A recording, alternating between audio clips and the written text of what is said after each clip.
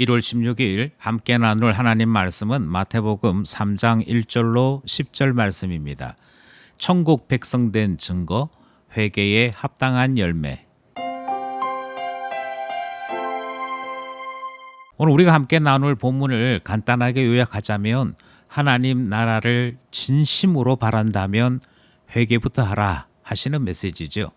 3장과 2장은 시간적 간극이 제법 납니다. 20여 년의 세월의 차이가 있는 것이죠.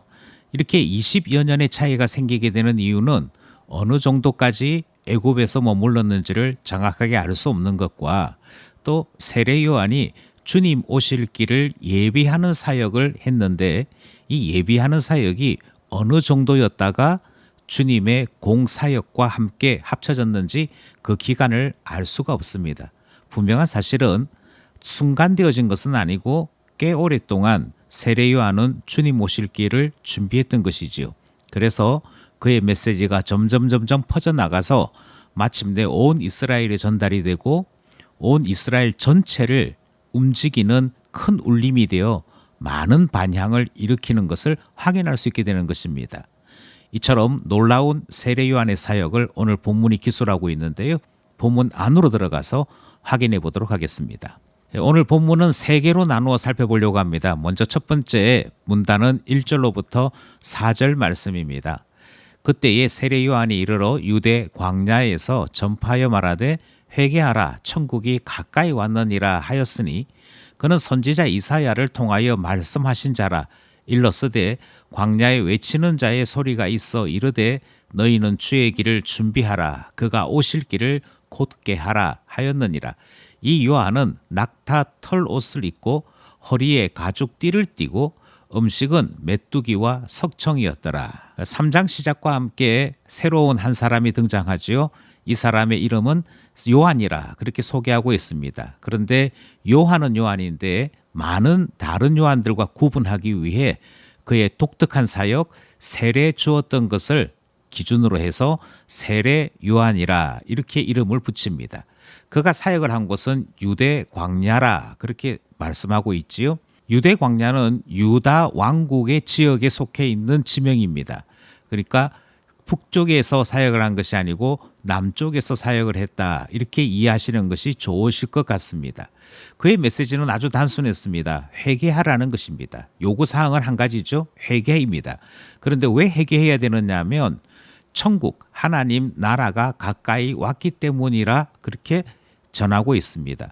하나님 나라 천국이라는 말은 다르게 얘기하면 예수 그리스도께서 왕으로 임재하실 시간이 다가왔으니 준비하고 있으라 하시는 내용인 것이죠. 이처럼 세례 요한이 나타나고 그 나타난 세례 요한이 이와 같은 사역을 행하는 모든 것들이 선지서에 기록되어 있는 말씀이 응한 것으로 나타나고 있습니다. 광야에서 외치는 자의 소리가 있을 것이고 그가 하는 사역은 주의 길을 예비하는 것이라 분명히 이사야 선지자를 통하여 예고되어졌다. 그리고 요한을 통하여 성취되었다 하는 것을 알려주는 말씀입니다. 세례 요한이 얼마만큼 사역에 특화되었는지는 4절이 설명합니다. 그것은 요한이 입고 있는 옷 그리고 그가 모든 사역을 위해 항상 준비되어 있는 그의 자세 심지어 광야에서 사역을 할 때 조금도 불편하지 아니하도록 광야에 적응되어 있는 음식까지 소개되어 있는 이 말씀이 이만큼 그가 사역에 전무하고 있었다 하는 사실을 소개하고 있는 것이지요. 세례 요한은 천국을 준비하고자 사역했습니다. 그의 메시지는 회개하라 이 말씀이 첫 번째 문단의 내용입니다. 둘째 문단은 5절 6절 말씀입니다. 5절 6절 말씀의 주제는 진노를 피할 수 없는 이들도 있더라 하는 내용이지요. 5절 이때에 예루살렘과 온 유대와 요단강 사방에서 다 그에게 나와 자기들의 죄를 자복하고 요단강에서 그에게 세례를 받더니 요한이 많은 바리새인들과 사두개인들이 세례 베푸는 대로 오는 것을 보고 이르되 독사의 자식들아 누가 너희를 가르쳐 임박한 진노를 피하라 하더냐. 5절 말씀을 보면 세례 요한의 예비하는 이 사역이 온 이스라엘의 울림이 된 것을 확인할 수 있습니다. 예루살렘 그리고 다르게 말씀드리면 그 당시 이스라엘의 수도이지요. 가장 똑똑한 사람들, 가장 자기 자신을 자랑스럽게 생각하는 사람들이 몰려 있는 곳. 그래서 기득권자들이고 세력가들이 있는 곳이 예루살렘이었습니다만 그곳에 있는 사람들조차도 유대 광야까지 나와서 세례를 받았다 하는 말씀이 기록되고 있습니다. 뿐만 아니라 온 유대 지역이 그에게 나왔다는 것이고요. 요단강 사방에서 다 나왔다라고 소개하고 있으니 바꿔 말씀드리자면 올 수 있는 사람들은 거의 다 왔다 이렇게 표현을 해도 틀림이 없을 것입니다. 많은 이들이 그에게 나와서 회개함으로 하나님 나라를 위한 준비를 했더라 하는 내용을 보는 것이지요. 이런 점에서 세례 요한은 대단한 선지자입니다. 예수님께서 모태 가운데 난 자 중에 세례 요한이 가장 크다라고 말씀하신 이유도 그가 일으킨 수많은 사역의 열매들 때문이 아닐까 생각하게 되는 것이지요. 6절 말씀은 이 사실을 조금 더 보충해서 설명하지요. 세례 요한에게 나온 자들이 그의 메시지를 따라서 죄를 자복했더라. 그리고 회개한 자임을 분명하게 드러내기 위해 세례를 받더라 하는 내용까지가 6절 말씀입니다. 여기서의 세례는 회개의 세례입니다. 예수님께서 제자들을 통하여 신앙 고백의 세례를 주신 것과는 성격이 조금 다르다 하는 사실도 확인하실 필요가 있습니다. 저는 회개함으로 주님 나라를 소망합니다. 제 자신이 하나님 나라를 준비하는 자로 살기를 원합니다. 그런 의미의 세례더라 하는 것이지요. 이처럼 5절, 6절이 세례 요한의 사역이 선하게 나타난 영향력에 대한 말씀이라면 7절은 전혀 반대의 말씀입니다. 7절 말씀에 따르면 많은 바리새인들과 사두개인들조차도 세례 요한의 사역을 보기 위해 유대 광야로 나왔다 하는 것이지요. 세례 요한의 사역을 보기 위해 그 당시 최고의 종교 지도자들 세례 요한에게까지 나왔다 하는 표현입니다. 이쯤 되면 성공한 사역자 이렇게 이름을 붙일 수 있을 것 같습니다. 그런데 정작 세례 요한의 반응은 전혀 반대의 반응을 보입니다. 그들에게 욕을 하지요. 독사의 자식들아 하는 이 말은 아주 심한 욕입니다. 이렇게 욕을 하는 이유는 그들이 임박한 진노를 피할 수 없는 자들이라 선언하는데 이유를 발견할 수 있는 것이지요.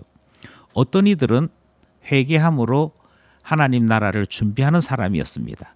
그런데 어떤 이들은 결코 이 진노를 피할 수 없는 자들이라 선포당하는 것이지요. 이유가 무엇이었겠습니까? 이유를 예수님께서는 그들이 외식했고 회개하지 아니하였고 목이 곧은 자들이었다 이렇게 말씀을 하시지요. 회개가 얼마만큼 중요한 것인지 다시 한번 확인하게 됩니다. 어쩌면 바리새인 닮은 것은 아닌지 사두개인 닮은 것은 아닌지 생각해야 할 것입니다. 심판날에 주님 앞에 서는 것이지 사람 앞에 서는 것이 아니기 때문이지요. 그럼에도 사람과 비교하여 나는 회개할 것이 없다 생각하는 이들이 얼마만큼 불쌍한 이들인지 확인하게 되는 것이지요. 회개하라 이 메시지 앞에 회개한 자와 그것을 보기 위해 온 자들이 있었더라. 이 구분이 두 번째 문단에 나타난 말씀이었습니다. 마지막 문단은 8절에서부터 10절이죠. 8절에서부터 10절 말씀은 다시금 회개의 메시지가 선포됩니다. 8절 그러므로 회개에 합당한 열매를 맺고 속으로 아브라함이 우리 조상이라고 생각하지 말라. 내가 너희에게 이르노니 하나님이 능히 이 돌들로도 아브라함의 자손이 되게 하시리라. 이미 도끼가 나무 뿌리에 놓였으니 좋은 열매를 맺지 아니하는 나무마다 찍혀 불에 던져지리라. 우리는 회개를 순간의 결단이나 순간의 반성이라고 생각하는 경향이 있습니다. 그래서 눈물 흘리고 자복하고 가슴 치면 회개한 것 아니냐 이렇게 생각한다는 것이지요. 하지만 세례 요한이 이야기하는 회개는 열매로 나타난 것만이 회개입니다. 바꿔 말씀드리면 한순간의 경험이 아니라 지속적인 삶 자체가 회개다라고 하는 것이지요. 따라서 한번 회개한 자는 계속 회개하는 자로 남아 있어야 합니다. 그게 표현되기를 회개에 합당한 열매 맺는 자로 소개되는 말씀이지요. 나무를 심었고 물 한 번 주었다고 비료 한 번 주었다고 열매가 나타나지는 않습니다. 열매 되기까지는 나무는 지속적인 성장을 해야 열매를 맺게 되는 것이지요. 이와 같이 회개는 열매로 나타나기까지가 회개다 하는 말씀을 듣습니다. 유대인들은 회개의 자리에 나왔음에도 불구하고 그들의 삶에 여전히 자부심이 있었습니다. 스스로를 정당화하는 모습들이 있었습니다. 두 가지 이유죠. 첫 번째는 아브라함이 우리 조상인데 설마 내가 지옥 가겠어? 라고 하는 생각이었습니다. 두 번째는 그들 속에 하나님의 심판을 상당히 가볍게 여기는 하나님 심판에 대한 무시가 있었습니다. 하지만 9절 말씀에 아브라함이 우리 조상이라고 생각하지 말라 경고하십니다. 하나님은 돌 가지고도 아브라함의 후손 만드실 수 있는 분이라 그렇게 선포하고 있고요. 10절 말씀에 보니까 이미 도끼가 나무 뿌리 위에 놓였다 그렇게 말씀하시므로 이스라엘을 향한 하나님의 심판이 이미 시작되었음을 말씀하고 있는 것이지요. 좋은 열매 맺지 아니하면 심판받는다. 하나님께서 어떻게 심판하시는지 이미 이스라엘을 통해 보이셨다. 회개에 합당한 열매 맺는 자만이 천국 백성 될 수 있다. 이 말씀이 오늘 본문 말씀입니다. 오늘도 본문 말씀을 따라 세 가지 기도 제목 함께 나누고자 합니다. 주님을 만나는 일에는 준비가 필요하다는 사실을 확인했습니다. 예수님께서 그리스도로 임하셔서 하나님 나라를 시작하실 때 그 앞에 이르기 원하는 모든 이들은 회개함으로 준비해야 하지요. 그러므로 기도하기를 우리에게 회개의 영을 주사 주님 앞에 설 때 정결할 수 있도록 우리를 정결함 입혀주소서 기도하게 됩니다. 세례 요한의 사역을 보러 왔던 바리새인들과 서기관들이 도리어 책망을 받았습니다. 예고된 진노를 피할 수 없다라고 하는 정죄도 받습니다. 우리에게는 이 같은 심판이 임하지 않도록 우리 모두에게 겸손함을 주시고 주님 앞에 긍휼을 입게 하소서 기도하게 되는 것이지요. 오늘 본문은 계속해서 회개의 삶이 열매로 나타나야 할 것을 강조하여 전달합니다. 좋은 성도라면 회개라는 열매를 가지고 있는 성도라고도 말씀을 하시죠. 기도하기를 우리에게 회개의 삶이 열매가 되기까지 은혜를 주십시오. 기도하게 되는 것입니다.